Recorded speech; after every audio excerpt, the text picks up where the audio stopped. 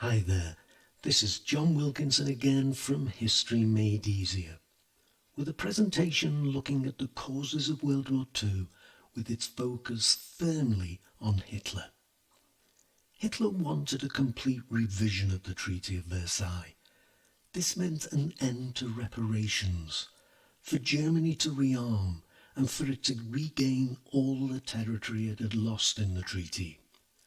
But he wanted more than that.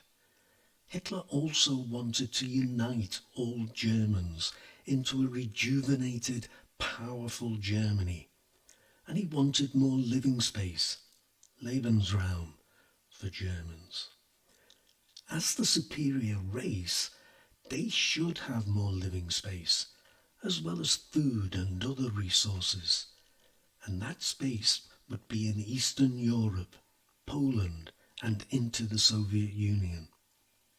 Hitler also detested communism and wanted to smash it, both at home and in the Soviet Union. Hitler was determined to achieve these aims, but he would need to do so in 2 stages. And here's the first of my analytical tools. The first stage: tear up the Treaty of Versailles, unite Germans and make them powerful again. The second stage: Lebensraum, enslaving the Slavs in the process and smashing communism in the process too. And I think we see this clearly in the way events unfolded.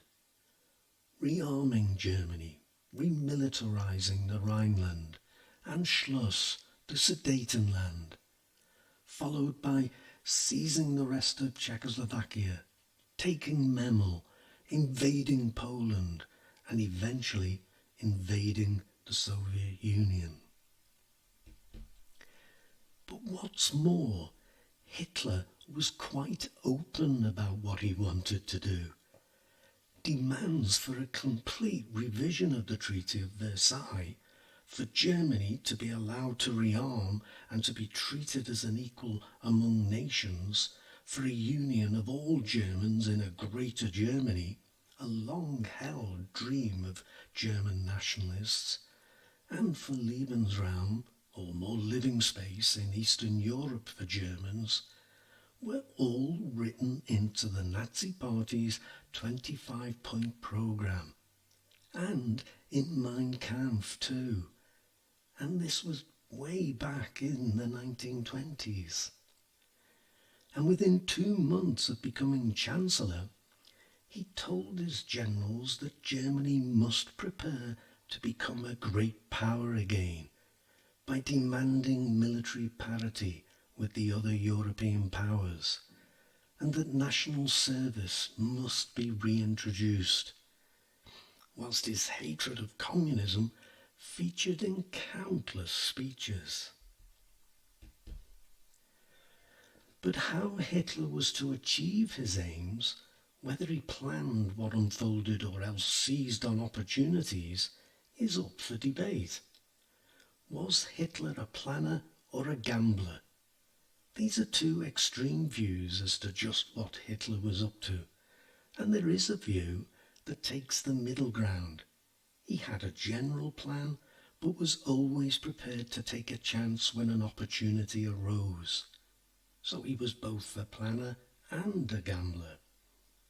In my ebook on Germany and World War II, I've put this in another way, in a notes framework that I think could serve you well. So, this is another one of my presentations that you should pause in order to properly check out the framework. The examples you would use for evidence for each argument would come from his moves to rearm Germany, remilitarize the Rhineland, involving Germany in the Spanish Civil War, Anschluss, the Sudetenland, seizing the rest of Czechoslovakia, taking Memel, invading Poland, and I think you can include the invasion of the Soviet Union, because it was always there in his plan, even if it took place midway through the war. But before I finish this presentation, I want to show you a more straightforward analysis. Straightforward, but still very useful.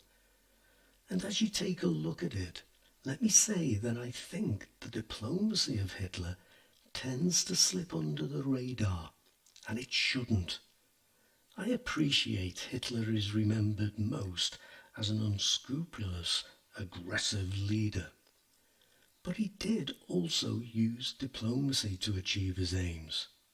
Again, without scruples, but nevertheless it was diplomacy. You would include his bullying of the Austrian Chancellor before the Anschluss and the Munich Agreement, as well as his various pacts, which I'll focus on my next slide. In January 1934, just before the first anniversary of his acquisition of power, Hitler announced a 10-year non-aggression pact with Poland. He would ignore it when he felt the time was right, but in making a pact with Poland, Hitler succeeded in reducing, at least a little, the concerns surrounding his withdrawal from both the Disarmament Conference and the League of Nations, while at the same time isolating Poland from France. In 1936, Hitler made allies when Italy and Germany formed the Rome-Berlin Axis, an agreement to cooperate with each other. And just a month later, the Anti-Comintern Pact between Germany and Japan was signed.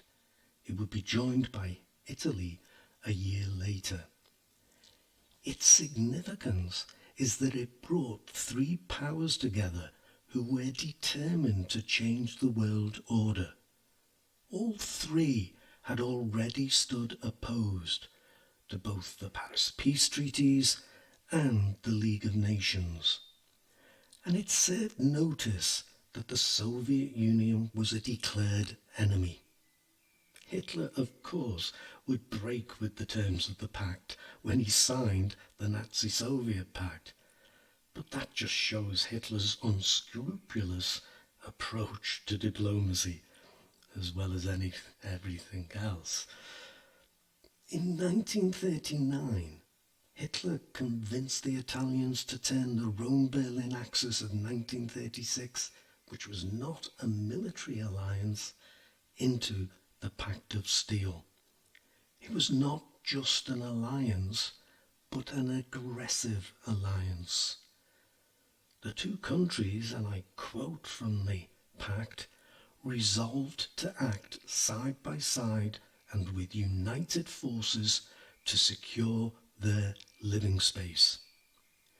But the essence of the treaty lay in Article 3, which promised military assistance should either power be embroiled in a conflict with another power, and it didn't matter who caused it. And then the final act in Hitler's game of diplomacy was the Nazi-Soviet Pact, and in his game of bluff, the invasion of Poland. And if you forgive me for saying, this is the kind of detail you get in my ebooks. I think it's fair to say that without Hitler, there would not have been World War II. There were other factors, but Hitler was the crucial one. And clearly, the two other key factors, the Treaty of Versailles and appeasement, are linked to Hitler and what he did as German Chancellor. But I hope I've given you some analytical tools to help you. Don't forget to check out my website, History Made Easier. That's there to help you too. Thanks for listening. Cheers.